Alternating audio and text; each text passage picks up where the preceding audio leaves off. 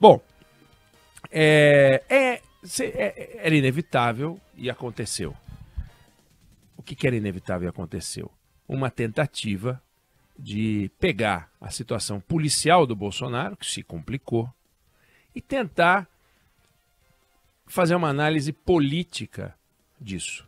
Tentar sugerir que o aumento do enrosco do Bolsonaro melhora a vida do Lula. Não é à toa que os petistas fizeram ironias, brincadeiras, graçolas, frases, etc., com a situação policial do Bolsonaro, que é uma tragédia. Nós vamos falar da situação policial do Bolsonaro, porque, obviamente, teremos reportagens sobre isso aqui no Band News no meio do dia.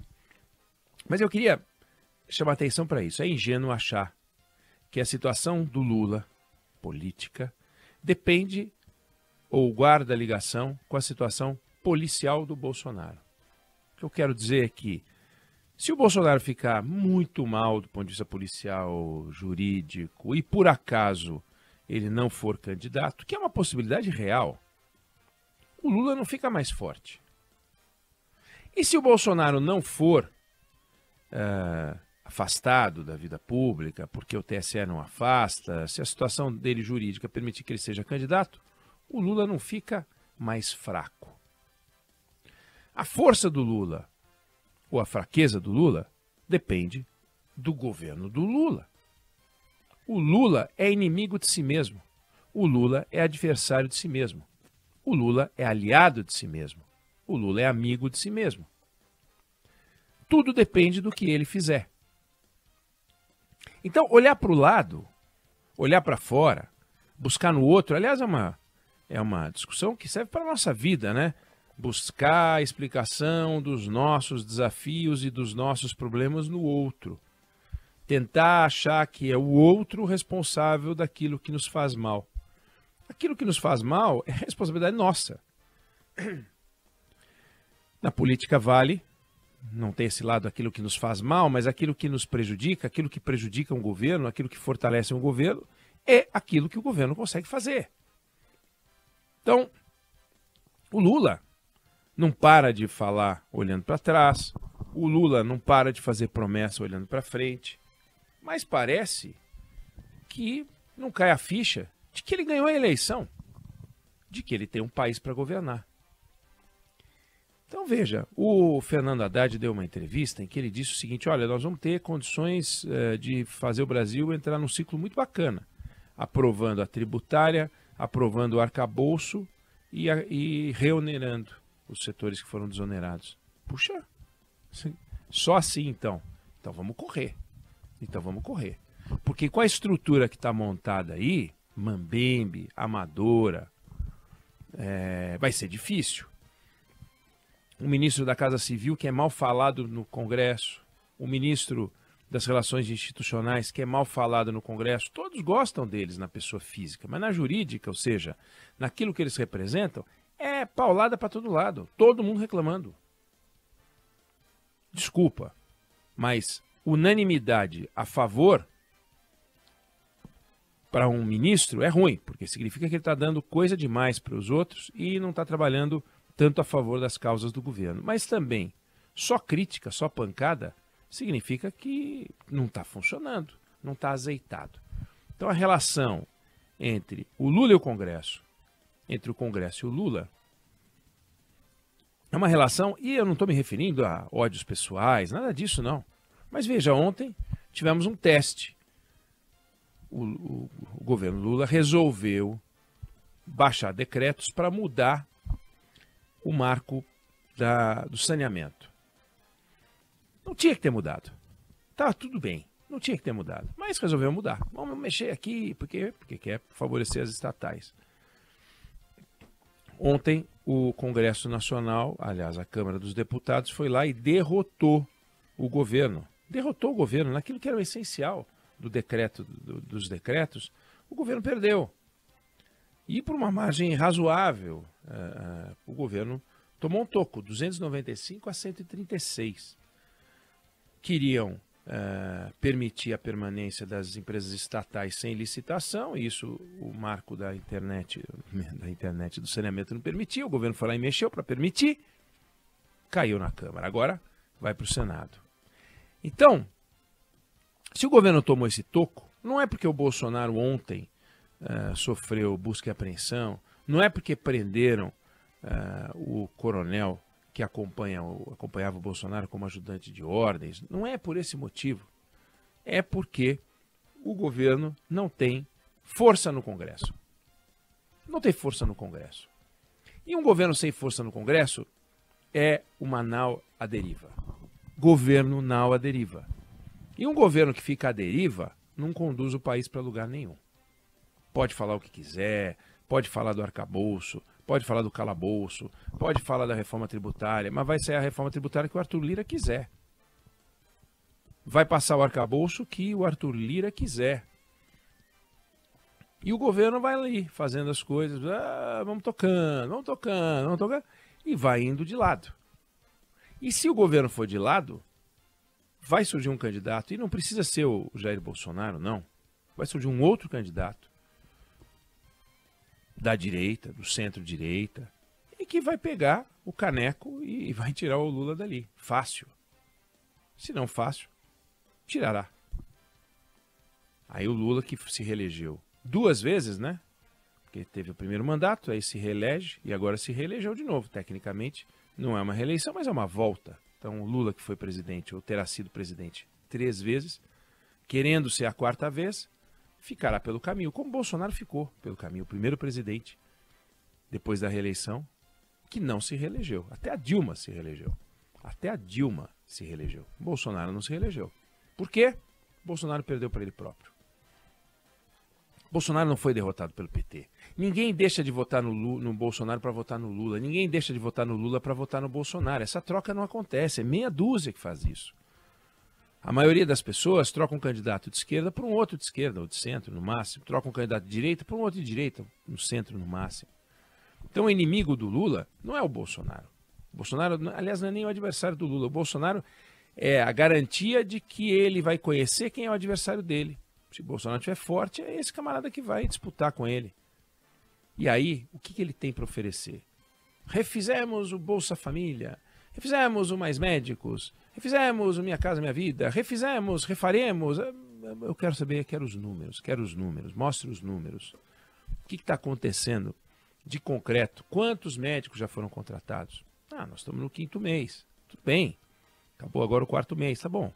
Mas essa é a preocupação, quantos médicos o presidente vai conseguir botar nos rincões? O presidente é o governo dele, né? Quantos projetos o governo dele vai conseguir aprovar no Congresso?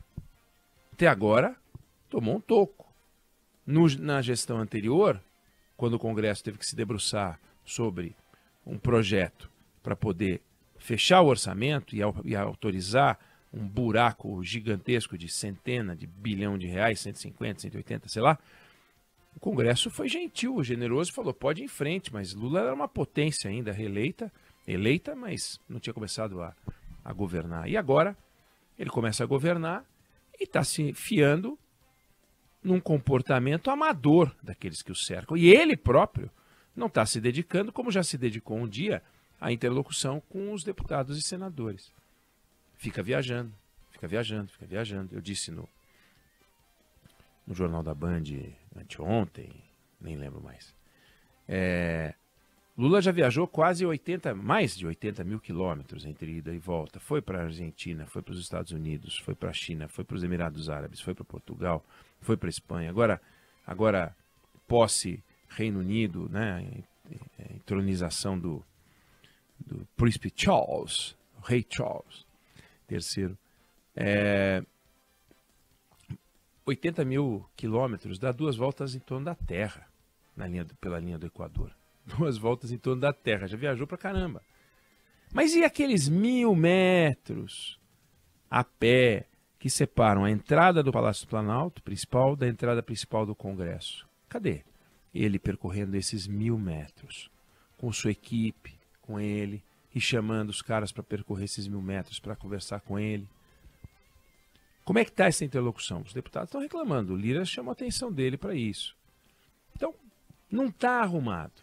E aí olham para o Bolsonaro, vem o Bolsonaro numa situação ruim, muito ruim, policial, e falam, haha, esse é o nosso seguro de vida. Não é o seguro de vida do PT. O seguro de vida do PT é baixar a inflação, o seguro de vida do PT é aumentar o emprego, o seguro de vida do PT é aumentar o PIB, o seguro de vida do PT é diminuir a criminalidade, seguro de vida do PT é melhorar a qualidade do ensino, seguro de vida do PT é melhorar a qualidade da saúde no Brasil, seguro de vida no PT é ter investimento, seguro de vida do PT é melhorar as rodovias, ferrovias. Esse é o seguro de vida do PT. Fazer um governo que as pessoas digam, puxa vida, valeu a pena ter votado nele, vamos continuar com o PT. Esse é o seguro de vida do PT. E se alguém dissesse sem Bolsonaro, ou disser sem Bolsonaro, olhe para mim e o governo Lula está mal, as pessoas vão olhar para esse camarada, seja esse camarada do Tucano ou de outro partido, desde que represente o antagonismo ao Lula. O Lula sempre disputou a eleição e foi para o segundo turno sabendo que ele foi a melhor escolha entre os parecidos com ele ou entre as pessoas que representavam a oposição. Então o primeiro inimigo do candidato a presidente são os parecidos com ele. Não o adversário. Volto a dizer, ninguém vai trocar o Lula pelo Bolsonaro. A sociedade pode trocar o Lula pelo Bolsonaro como trocou o Bolsonaro pelo Lula.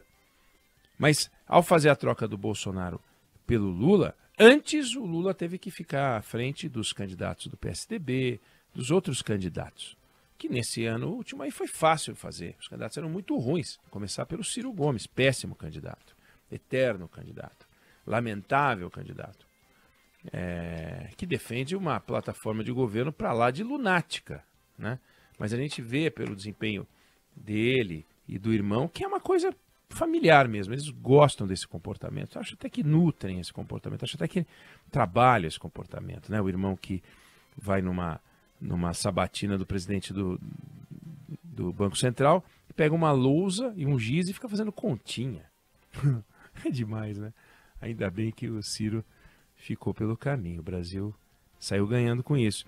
Depois a própria Simone Tebet, né? Não tem liderança, pode ser até que venha a ter, mas não tem liderança. A gente não vê ela participando dos debates com protagonismo agora mesmo, está no governo. Quem manda na área econômica é o Haddad, ponto. Mas ela não é nem formada em economia. Não, mas tudo bem, ela cuida de planejamento, mas ninguém está nem aí para as coisas que ela fala. Como não está nem aí para o que diz o Geraldo Alckmin, entendeu? Não é uma coisa... porque tem preconceito contra a Simone Tebet. Não, Geraldo Alckmin. Interessa o seguinte, esse é o governo do PT. Pode ter um aliado aqui, pode ter um aliado ali, mas é o governo do PT. E o PT não vai abrir mão de uma candidatura própria para apoiar alguém do MDB, alguém do PSB, a não ser que seja o fim dos tempos. Então é ele, Lula, o adversário nas eleições, né? O candidato, a não ser que ele sinta que pessoalmente o tempo dele acabou. O Alberto Fernandes, por exemplo, não vai se candidatar, a Cristina Kirchner não vai se candidatar, pelo menos estão prometendo isso, eleição esse ano. De repente o Lula fala também não vou me candidatar, mas o Lula não se candidataria em duas circunstâncias. Se ele realmente sentir que tem alguma coisa na saúde dele que pede que ele, né, fique mais tranquilo, ou se ele perceber que a coisa está tão feia que não dá nem para seguir em frente, como o Alberto Fernandes, um caos. Ih, meu Deus, não dá nem para seguir em frente. Aí eu deixo outro para ir para o meu lugar. Mas erra, eu insisto, se a gente associar uma coisa a outra, a situação política do Lula com a situação policial do Bolsonaro. Não tem nada a ver uma coisa com a outra. O problema policial do Bolsonaro é do Bolsonaro, que está num enrosco mesmo e pode ficar em maus lençóis. Mas não adianta o PT querer tirar uma casquinha disso. Então, a gente tem que olhar para essa situação e separar. Questão policial para cá. Atenção, vocês que têm capivara para o lado de cá. Vocês que têm currículo, entre aspas, e que querem ser mais fortes na política do que já foram até agora, para o lado de cá. E entre estes é que estará aquele que vai desafiar o Lula. Se por acaso o Bolsonaro conseguir se desvencilhar desse enrosco todo, o Lula se desvencilhou, né? O Lula já teve uma situação bem ruim, né? 580 dias preso, né? Denúncia, condenação em várias instâncias. O Bolsonaro não está nesse estágio, mas é feia a situação do Bolsonaro, não é boa. O Bolsonaro não queria estar na situação que está. Então, o importante é não vamos misturar a política com a polícia. Toda vez que mistura a política com a polícia, ou dá em milícia, como a gente viu no Rio de Janeiro e vê no Rio de Janeiro, ou dá ruim, dá outra coisa que não é política. A gente quer mais política e menos polícia. Eu não sei se você concorda ou discorda, essa é a minha opinião sobre o assunto.